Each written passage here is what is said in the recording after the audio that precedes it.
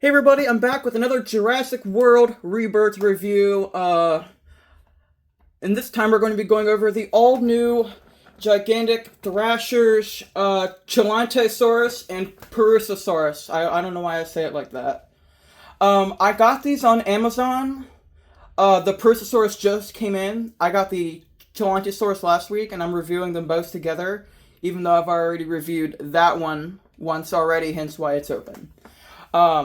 I got these on Amazon. For the Purussaurus, I don't know if they'll come back in stock because they went out of stock, then they went unavailable, and then they went to like featured offers, and it was something for like the UK. I've also seen people find these at Walmart stores, and I imagine Target and other bigger retailers will get them eventually. Honestly, who knows? I will try to put links down below for the Amazon listings for each of these. I did see the Chilantaisaurus is still in stock. I think it's got like 2-day shipping or something. Obviously we're gonna do the Chilantaisaurus first since I've already opened it. I do keep the boxes until a certain point. Before we get into that review, I'm just going to show the barcode. I also went to Target in hopes to find that one a bit sooner, and I scanned it at the thing, and it didn't have anything. It just said the DCPI number. So the sculpt on this is actually really good. I hear a lot of people give a lot of nice things to the sculpt. I do like how the proportions, the tail's somewhat long, and the feet are actually smaller. I'll show that in a minute. Let's go over the head sculpt. The entire head and neck piece are sculpted in white, but the lower jaw is done in gray. I have a minor QC on mine right there, where a longer tooth got folded under the tongue piece. Honestly, if I try to get that out, it's just going to have a big line in it, so honestly, it's just best for me to leave it. It doesn't really take away from anything. Also in this, I forgot. I do really like the head sculpt. I love the colors. I just kind of wish they put more colors on it. Like more of the white patterns, maybe on the legs and tail. I do like how they kind of blended in the lighter gray color into the gray color of the lower jaw, and then you got this little bit of a red on the throat. I do like that. The eyes are done in either a really dark orange or a bright red. You have these thick scales on the top of the head here. I have a small stain in mine, but I really don't want to try to erase that because I don't want to damage it. You have these light grayish spots. It looks like a different shade of the body gray. This painted area looks like the gray is kind of blending into the white. And then the white spots, and then on the arms. I do really like how they're non-pronated wrists, and that the claws are actually, like, they look big. I'm not too worried about the claws on this one not being painted because it's already like a dark grayish color, which is about the color they use for the paint for the claws anyways. The arms they are posable, but they also are part of the action feature. Arms go in and out. The legs. And then the feet. Here's the scan code for those of you who want it. I will go over the action feature here shortly. The legs, they ratchet back and forth. They do not go... Wait, do they?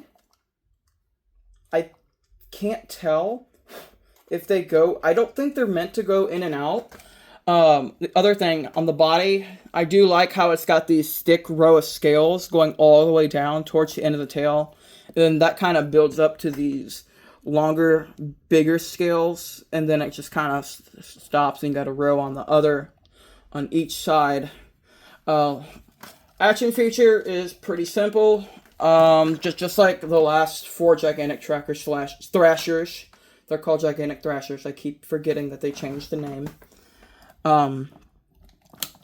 If you see here, the arms kind of go you know, it's got like a moving feature. The arms will kind of move up a little bit, kind of like on the Tyranotitan and the Eotriceratops, which we've already reviewed. Well, I have. Yeah, this is a very good sculpt. I really like the colors. I like how they did the colors. I just kind of wish they did more colors. This is one I've actually been waiting for since when they announced it, the Purussaurus.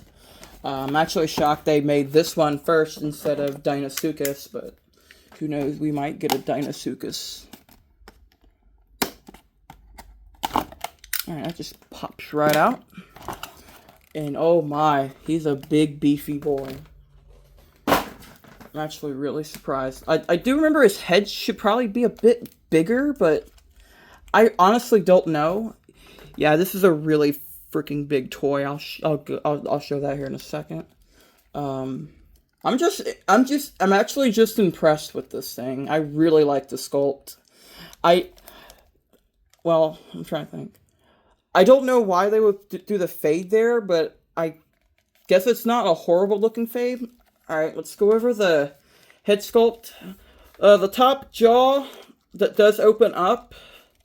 Actually, only the top jaw part of the jaw does, and the bottom part of the jaw right here does not even move at all, which is realistic to crocodilians anyways. The eyes are a dark yellowish or light orange. The teeth, and as well as the Chilantaisaurus, are made of a flexible soft plastic. Looks like there's like a single tooth here that pops out from the... I don't know what I'm trying to say. You got the really wide and deep skull on this thing. The nostrils are at the front, and then you start to get to... Oh yeah, I forgot. The lower jaw has a little bit of this darker, I'm going to call it black, even though it's not a black. It's just easier for me to do it. We're going to start off with the black. It goes all the way down the neck, and then it just kind of cuts straight... Oh, sorry, my hand's in the way. Goes straight down, and then just stops. Now, I can't tell if this shade right here is meant to match this shade, or... It honestly looks like that there's a even lighter shade. Yeah, it looks like the front arms are a different shade of plastic than the back ones. It's actually really interesting. I don't even know. I did not expect that. There's the scan code. I just hope it's not too bright, because I'll do a scan code video for these eventually. I just don't know when. Oh, that's cool. I like that. And then we have... Alright. I'm going to talk about the sculpt a little more. You got a couple of these scales or osteoderms on the arms here. I'm going to call them osteoderms, even though I don't know. You got a small set on the neck. You got a couple rows on either side. These back ones on the top of the back are a soft plastic the entire way down the tail. And as well as this entire piece... And on the Chilantaisaurus are a soft plastic. You got this second row of scale osteoderms. And all of these other ones are hard as a rock. They could probably knock some teeth out. Oh, and on this, there's a tiny pin right there on either side of the arm, but they're really well hidden to where it's not really an issue. And then... It almost looks like it's got that more... You know, I forgot what I was going to say. Alright, I also like how there's chew marks. I've seen this on the original promos, so I know this is part of the sculpt where it's got that worn out... I don't know.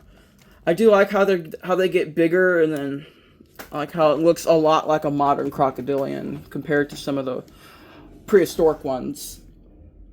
That's going to be the end of the review. I really don't want to get stuff off the shelf, but hold on.